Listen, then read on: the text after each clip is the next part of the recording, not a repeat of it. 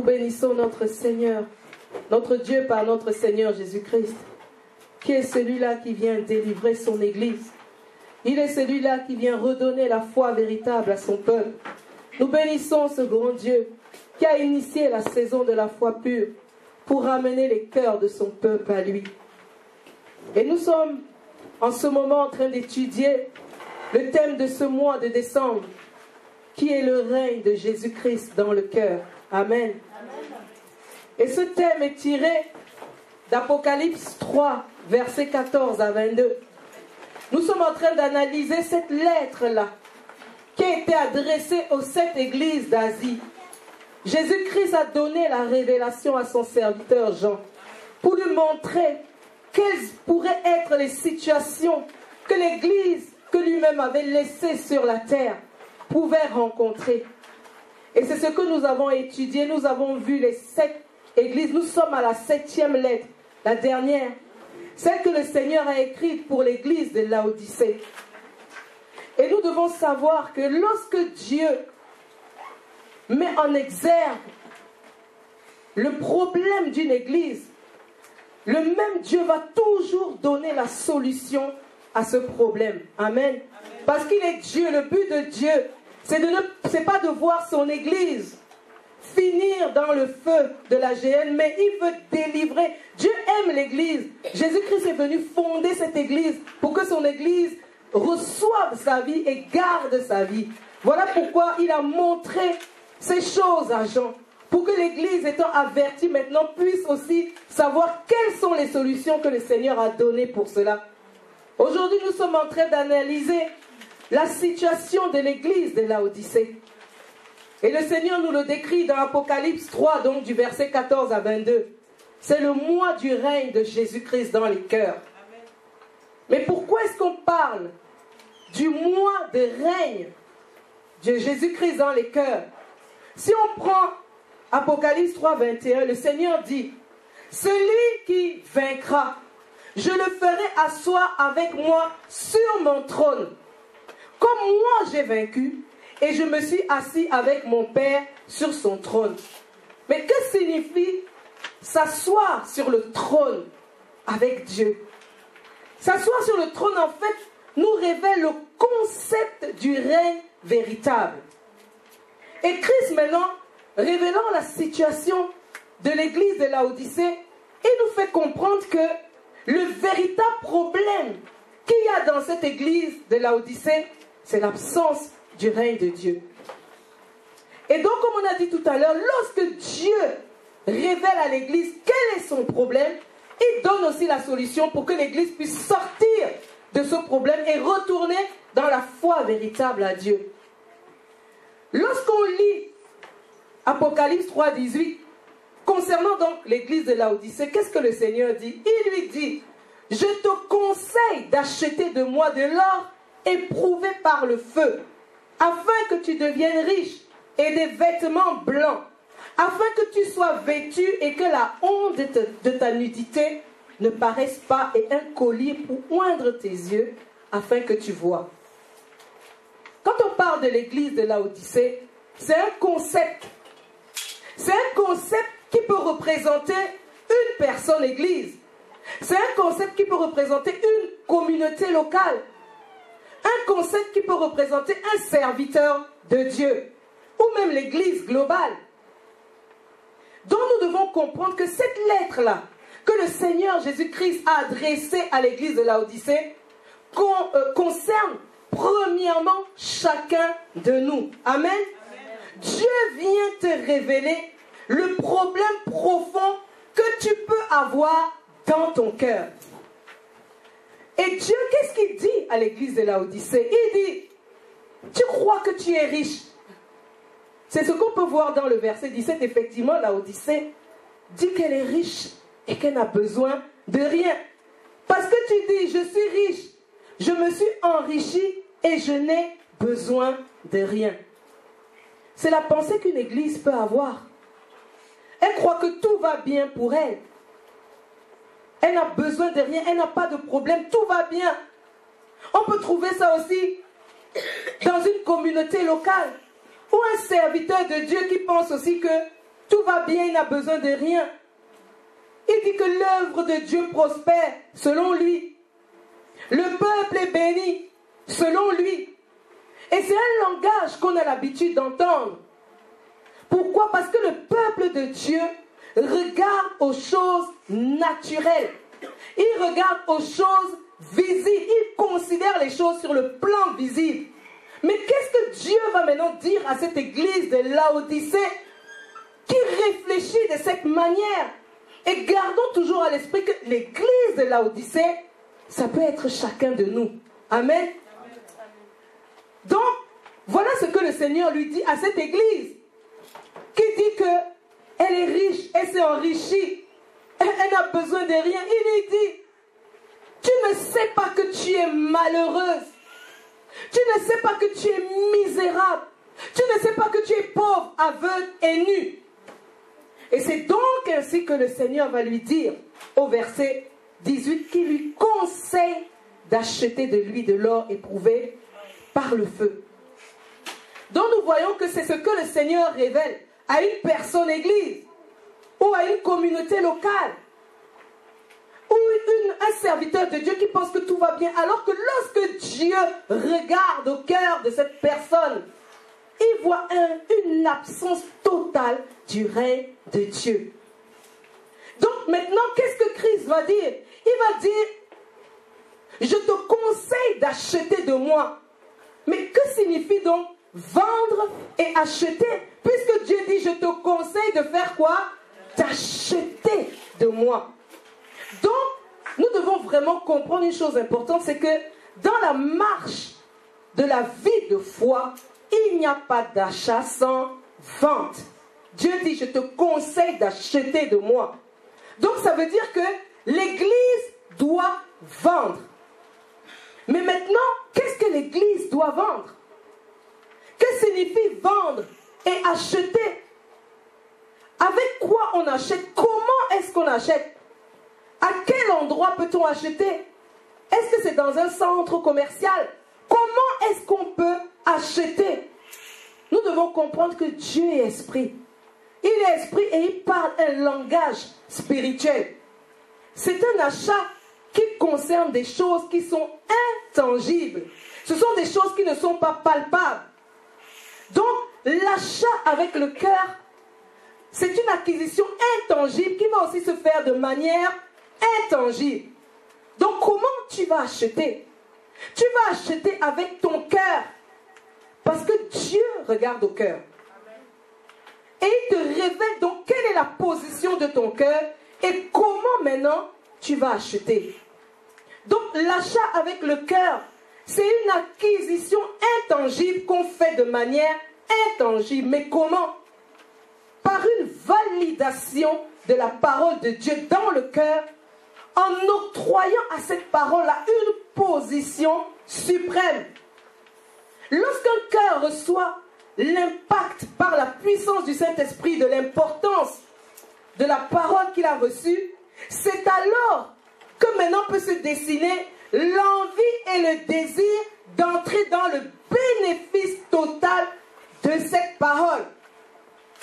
Donc en réalité, nous comprenons qu'il faut que ton cœur réalise l'importance de la parole que tu as reçue pour maintenant désirer ardemment depuis ton cœur d'entrer dans le bénéfice de cette parole.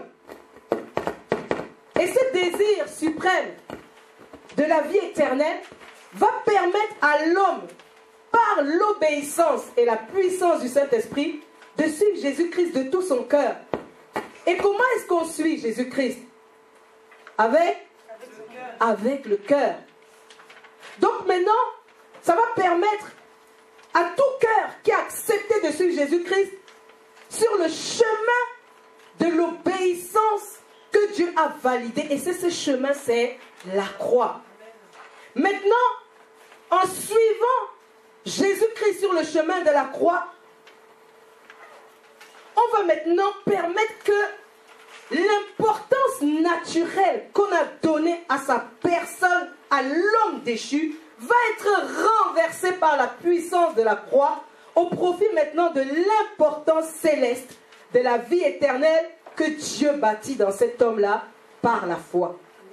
Maintenant, que signifie donc vendre et acheter pour le cœur? Parce qu'on a bien compris que c'est le cœur qui doit vendre et qui doit acheter. Mais lorsque l'homme est attaché au trésor de la terre, pour entrer dans le trésor du ciel, il doit vendre le trésor de la terre et acheter celui du ciel. Amen. Amen. Mais la question qu'on pourrait se poser, c'est celle de savoir, mais comment est-ce qu'un homme peut vendre ce qu'il a dans son cœur et comment est-ce qu'il peut acheter ce qui n'est pas dans son cœur pour que ce qui n'est pas dans son cœur entre dans son cœur? La réponse est très simple, frères et sœurs. Très simple. Il peut le faire dans l'obéissance de la vie véritable de foi. Pourquoi? Parce que Christ a tout accompli. Et il a rendu possible pour tous les hommes qui vont maintenant accepter par la foi véritable de suivre Jésus-Christ à la croix. Et nous devons noter une chose, c'est que tous les hommes déchus sont naturellement attachés par leur chair à la terre. Et cette attache naturelle donc de la chair à la terre, elle a besoin d'être ôtée au profit de la tâche céleste. La parole de Dieu nous dit dans 1 Corinthiens 15 que de même que nous avons porté l'image du terrestre, de même nous porterons aussi l'image du céleste. On va le lire, 1 Corinthiens 15 du verset 47 à 49. Le premier homme tiré de la terre est terrestre, le second homme est du ciel. Tel est le terrestre, tels sont aussi les terrestres. Et tel est le céleste, tels sont aussi les célestes. Et de même que nous avons porté l'image du terrestre, nous porterons aussi l'image du céleste. Amen. De même que nous avons porté l'image du terrestre, nous porterons aussi l'image du céleste. En réalité, nous comprenons que de même que par nature, nous avons porté l'image du terrestre et nous y sommes attachés. Il suffit de regarder nos cœurs. Nos cœurs désirent le terrestre. Nos envies sont terrestres. Nos joies sont terrestres. À cause de quoi? De cette nature qui porte l'image du terrestre. Mais nous bénissons notre Seigneur. Parce que de même, par la foi maintenant, nous allons porter l'image du céleste. Et donc cette foi véritable va permettre qu'on se détache totalement de notre naturel terrestre. Et maintenant, nos affections seront comment? Célestes. Nos désirs, nos recherches, nos envies, nos joies vont devenir célestes. Amen. Amen. Mais maintenant, que faut-il faire pour accéder à la foi véritable de tout son cœur? Que signifie ce concept donc de vendre et d'acheter? Notre Seigneur a dit à l'Église, je te conseille d'acheter de moi. Mais comment le cœur de l'homme qui va porter par la foi l'or éprouvé par le feu doit-il acheter le trésor céleste pour s'enrichir, pour porter les vêtements blancs, pour avoir ce collier qui va oindre ses yeux afin qu'il voie et que la honte de sa nudité ne paraisse plus? Notons ici, frères et sœurs, une chose, que celui qui veut être riche selon Dieu, porter des vêtements blancs selon Dieu et avoir un collier pour voir selon Dieu, il doit savoir acheter auprès de Dieu avec son cœur. Maintenant, comment est-ce qu'après l'écoute de la parole, on peut acheter avec son cœur? Pour que le cœur puisse octroyer une position suprême à la parole, comme on l'a dit tout à l'heure, la parole doit devenir suprême dans le cœur pour qu'on puisse désirer et avoir l'envie d'entrer dans le bénéfice de cette parole. Donc il faut, de manière intangible, que le cœur sache vendre. Et on ne peut acquérir un bien intangible qui soit suprême si on ne sait pas vendre les trésors éphémères de nos cœurs. Amen. Amen. Mais que signifie donc vendre de manière intangible? Il s'agit de se séparer de l'importance suprême qu'on a donnée à quelque chose dans son cœur afin de pouvoir acquérir, donc acheter, parce que maintenant la place est libérée et à ce moment, on pourra acheter une chose encore plus importante. Il suffit de regarder nos cœurs pour voir l'importance suprême qu'on attache aux choses de la terre. Pour comprendre ce que le Seigneur veut nous dire ici. Et cette règle donc d'achat et de vente avec le cœur, nous allons le comprendre avec les enseignements que notre Seigneur lui-même y donne sur le royaume des cieux. Amen.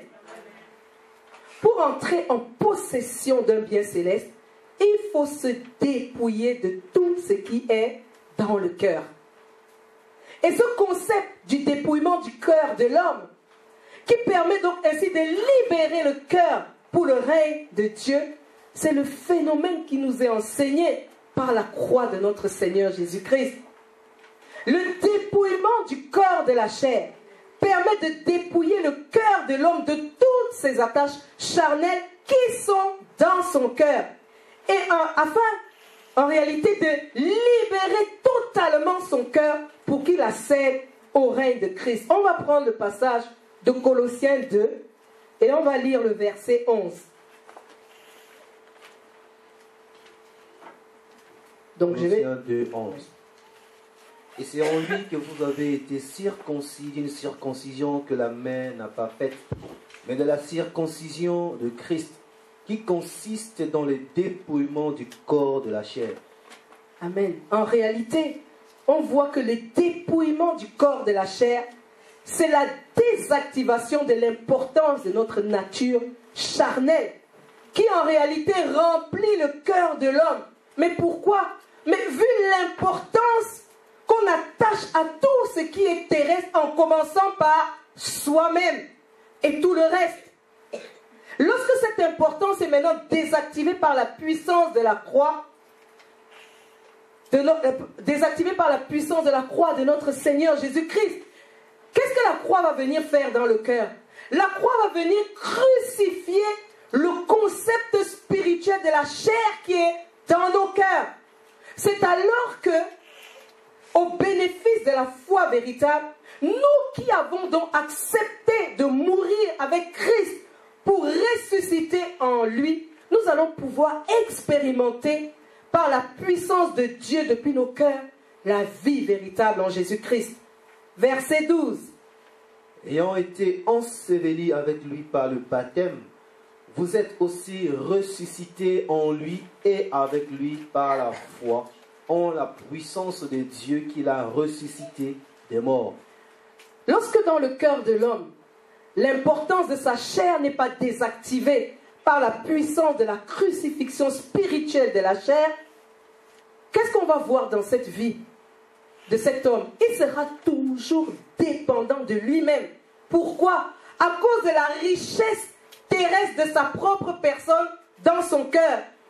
On va voir quelqu'un qui est riche de lui-même, riche de ses connaissances, riche de ce qu'il possède, riche de ses enfants, riche de son travail, riche de sa femme, de son mari. En réalité, il sera riche de tout ce qu'il croit posséder sur la terre. Mais il faut que l'importance de sa chair soit désactivée. Amen. Parce que lorsque l'importance de sa chair sera désactivée, par cette incirconcision, parce qu'en réalité, l'incirconcision de la chair est réellement le vrai concept du péché. Pourquoi? Parce que l'homme est devenu chair après la désobéissance d'Adam. Donc il faut que l'importance de sa chair soit désactivée. Et que nous dit le verset 13? Vous qui étiez morts par vos offenses et par l'incirconcision de votre chair, il vous a rendus à la vie avec lui en nous faisant grâce pour toutes nos offenses. Mais quel est le lien qu'il y a entre le dépouillement du corps de la chair et le dépouillement des dominations?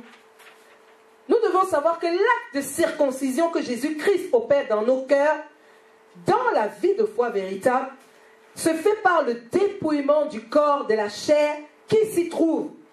Et cette circoncision spirituelle, qui est celle du cœur, va s'opérer comment? Par la puissance de la croix. C'est-à-dire, tu vas accepter de te séparer de tout ce qui a pris une suprématie totale dans ton cœur. Tu vas accepter de te séparer de tout ce qui est suprême dans ton cœur. Et c'est aussi la même croix de notre Seigneur Jésus-Christ qui a dépouillé les dominations. Donc ici nous comprenons que la croix a permis de déposséder les dominations de ce qu'elles avaient en leur enlevant leurs biens. Donc nous devons comprendre une chose, frères et sœurs. C'est à cause de ces biens que les dominations règnent en toi. Amen. Quel est le premier grand bien pour les dominations? C'est ta propre personne. Ça, c'est important de le comprendre. C'est ta propre personne et tout ce qui va avec. Tes projets, tes pensées, tes désirs, tes envies, tes recherches, ta volonté. Donc nous voyons que il y a un lien étroit entre les biens tangibles et les biens intangibles. Pourquoi? Parce que les pensées de l'homme vont être reliées à ces biens tangibles. Amen. Mais nous bénissons notre Seigneur Jésus-Christ parce qu'il vient régner dans nos cœurs. Parce que nous constatons que si le Seigneur vient régner dans nos cœurs, il y a quelqu'un d'autre qui règne dans nos cœurs, à qui nous avons accordé toute cette suprématie. C'est le diable. Mais comment? Par les dominations et les autorités. Mais Christ les a dépouillés et il les a vaincus et cloués à la croix. Amen. Amen. Ça veut dire qu'il a fait quoi? Qu'il a ôté leur pouvoir de domination. C'est pour ça que Paul pouvait dire que nous ne sommes plus redevables à la chair pour vivre encore selon cette chair qui est dans le cœur et qui veut faire comme elle veut. On a vu dans Romains 8 que la chair ne peut pas se soumettre. Donc, ces biens en réalité vont être toutes les choses qui sont importantes dans le cœur de l'homme naturel. C'est pour ça que le Seigneur peut nous dire dans Matthieu 6 au verset 19 de ne pas s'amasser des trésors sur la terre où la teigne, la rouille détruisent et les voleurs percent et dérobent. Qu'est-ce que ça veut dire en réalité? La teigne, la rouille, le voleur, ils touchent les biens qui sont dans le cœur de l'homme. À cause de quoi? À cause de l'importance que cet homme-là donne à ces biens-là. Et maintenant, qu'est-ce que les dominations vont faire? Les dominations vont faire comme elles veulent. Et avec cela, elles peuvent perdre l'âme de celui qui ne renonce pas. C'est pour ça que le Seigneur Jésus-Christ pose comme préalable Matthieu 16, 24. Celui qui veut me suivre, qui renonce à lui-même, qui se charge de sa croix. Amen. Amen. Donc, celui qui ne renonce pas, les dominations vont l'empêcher de recevoir le trésor du ciel. Pourquoi? Parce qu'ils vont bloquer ce préliminaire qui est celui d'accepter de se détacher, c'est-à-dire de vendre volontairement les biens du cœur. Amen. Et frères et sœurs, vraiment une chose importante que nous devons comprendre dans notre vie de foi, c'est que tout appartient à Dieu. Amen. Même ce que tu crois que c'est à toi, sur lequel tu t'accroches comme ça, mon ceci, mon cela, mais ceci, mon cela, c'est vraiment une absence d'illumination et la ruse de l'ennemi. Rien n'appartient à personne. Tout appartient à Dieu. Amen. Et nous devons comprendre vraiment une chose qui est très importante, c'est que le prix de vente est égal au prix d'achat. Amen. Dieu dit, je te conseille d'acheter de moi de l'or. Mais pour acheter, il faut que tu vendes ce que tu as. Parce que la vente de ce que tu as va te permettre d'acheter. Donc le prix de vente est égal au prix d'achat. Et qu'est-ce que tu dois vendre? Ce que tu dois vendre, c'est toi-même. Pourquoi? Parce que c'est toi-même qui est le centre de tout. Et lorsque le moi est vendu, tout est vendu. Amen. Tout est vendu. Acclamons le Seigneur Jésus-Christ. Amen. Tout est vendu et tu peux maintenant acheter. Amen. La vente et l'achat avec le cœur. Nous allons voir vraiment la parabole sur le trésor caché. On va voir quelques paraboles. Comment est-ce qu'on peut vendre une chose tangible pour entrer en possession de quelque chose d'intangible? L'or éprouvé, c'est un bien comment? Intangible. C'est un bien céleste. Mais en attendant, les biens que tu possèdes sont des biens tangibles. Mais est-ce que je vais vendre mes biens tangibles pour acquérir un bien intangible? Est-ce que je dois vendre ma maison qui est dans mon cœur? Est-ce que je dois vendre ma voiture qui est un bien tangible mais qui se trouve dans mon cœur? Est-ce que je dois vendre cette voiture, cette maison, mon mari, mes enfants, ma femme, mon travail pour acquérir un bien intangible? On va prendre Matthieu 13 et lire le verset 44 pour voir comment le Seigneur nous explique qu'on doit tout vendre pour pouvoir acheter. Amen. Matthieu 13, le verset 44. Le royaume des cieux est encore semblable à un trésor caché dans un champ. L'homme qui l'a trouvé le cache, et dans sa joie, il va vendre tout ce qu'il a et achète ce champ. Amen. Il va vendre tout ce qu'il a et achète ce champ. Pour acheter, tu dois vendre. Dieu va apporter, frères et sœurs, une solution au problème profond d'absence du règne de Dieu. Il ne faut pas dire ça concerne l'église de Laodicée, ça concerne l'église globale. Non, ça concerne chacun de nous. Parce que nous avons dit que le premier bien de l'homme, c'est lui-même. Donc vendre tout ce qu'il a, c'est en réalité se détacher totalement de tout ce qu'on est pour pouvoir acheter le trésor du ciel. Mais qu'est-ce que tu es? Quel que soit ce que tu es, tu dois le vendre. Amen. Amen. Si tu dis, oh mon Dieu, je suis pauvre, Dieu te dit, vends. Amen. Si tu dis, je suis riche, Dieu te dit, vends.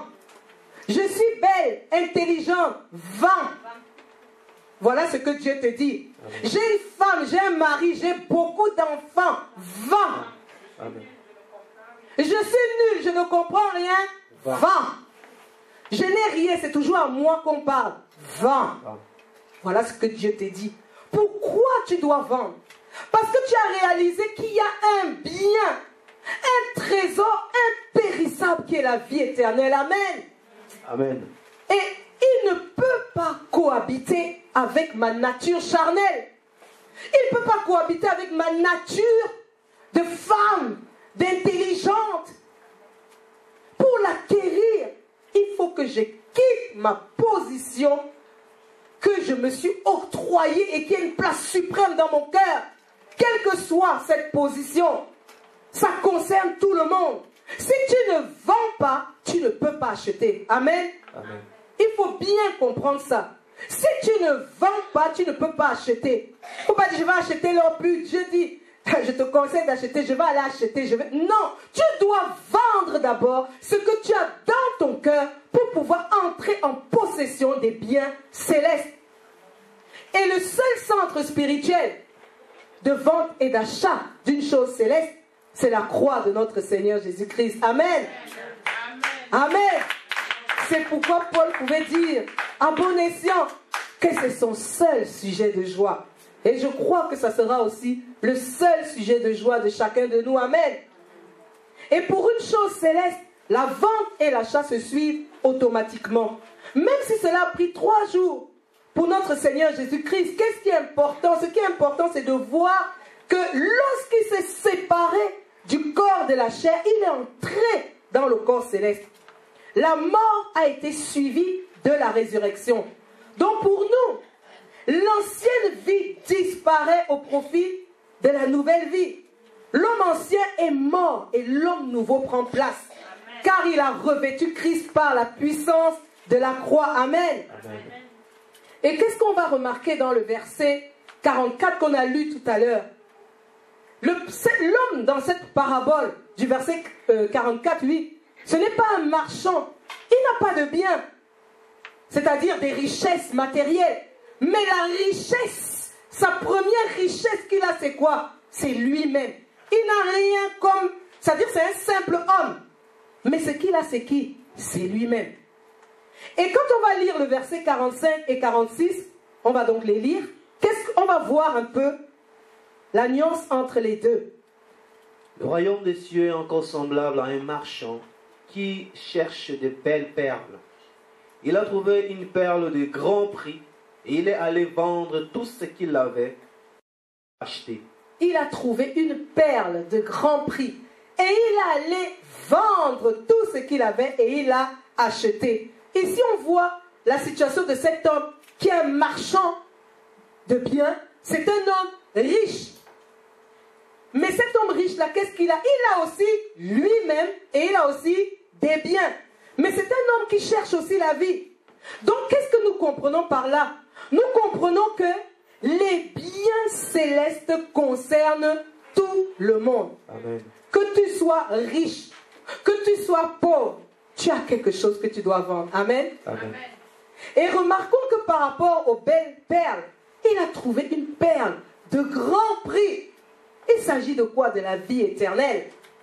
En réalité, ce marchand donc qui a beaucoup de biens, donc lui-même et les biens précieux, il a compris, il a trouvé la vie éternelle et il a compris que la vie éternelle est au-dessus de tout ce qu'il peut avoir.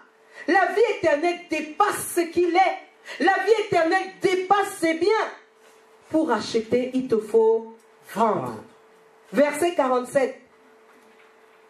Le royaume des cieux est encore semblable à un filet jeté dans la mer et ramassant des poissons de toute espèce. Amen. Amen. Ici, nous voyons que le filet de Dieu est jeté dans la mer. En fait, c'est le symbole de l'annonce de la parole de Dieu. Et on voit que toute espèce de poisson vient. Et en réalité, on va voir que les pêcheurs vont maintenant s'asseoir pour apprêter le poisson et mettre ce qui est bon dans des vases. C'est ce qu'on va voir dans le verset 48.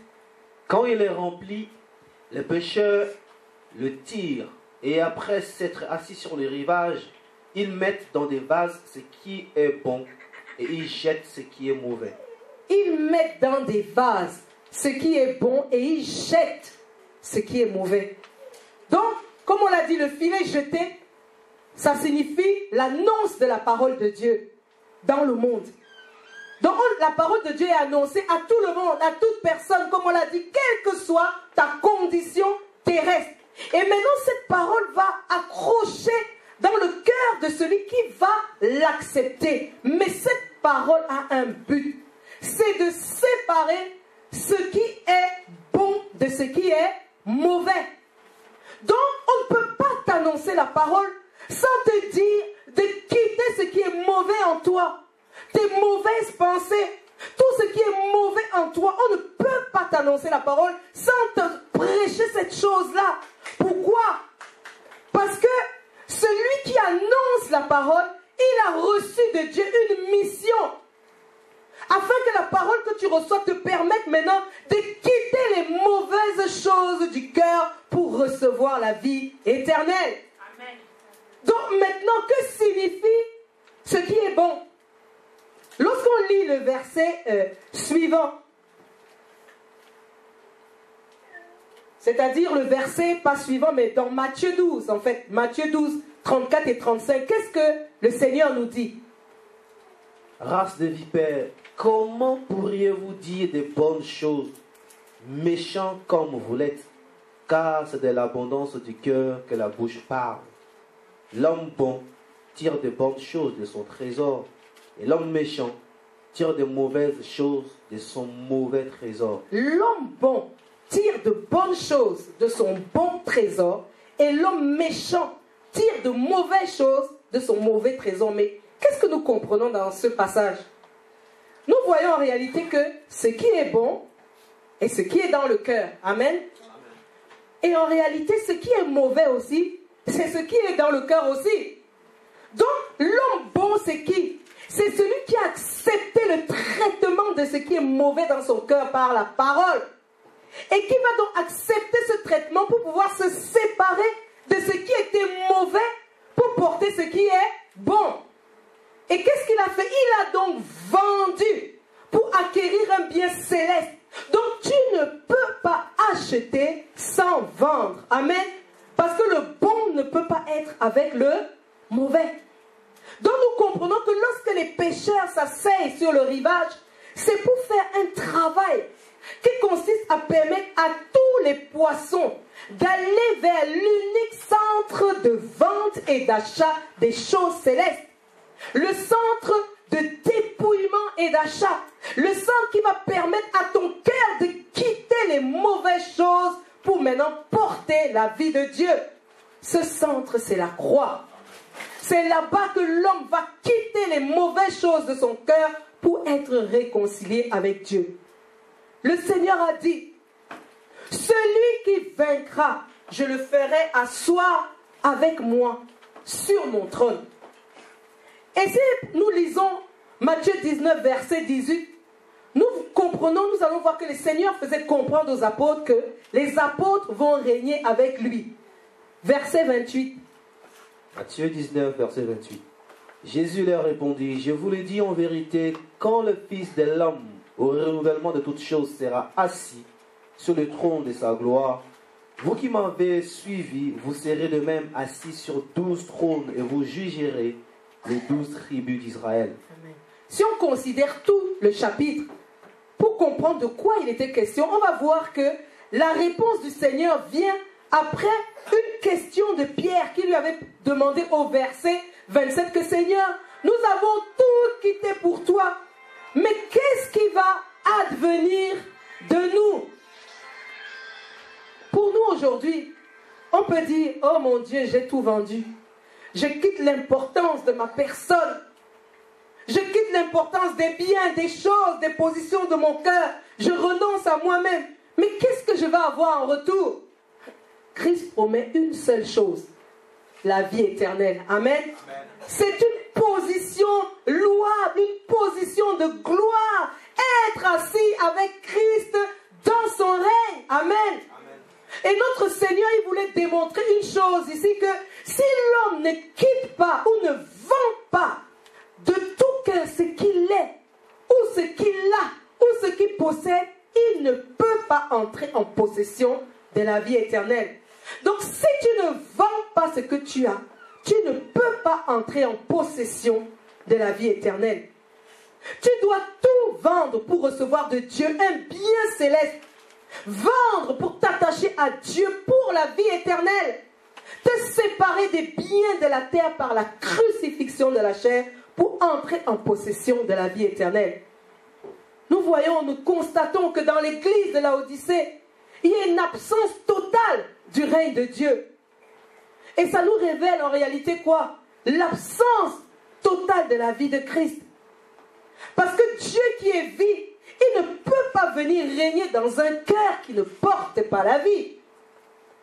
Donc, l'analyse de tout ce chapitre montre réellement que quoi qu'un homme fasse, s'il ne prend pas la croix véritablement avec son cœur, il ne peut entrer dans la foi véritable qui lui donne la vie éternelle, qui va lui donner le vrai trésor du ciel. La croix, frères et sœurs, c'est vraiment le chemin de la vie éternelle. Amen. Nous bénissons notre Seigneur.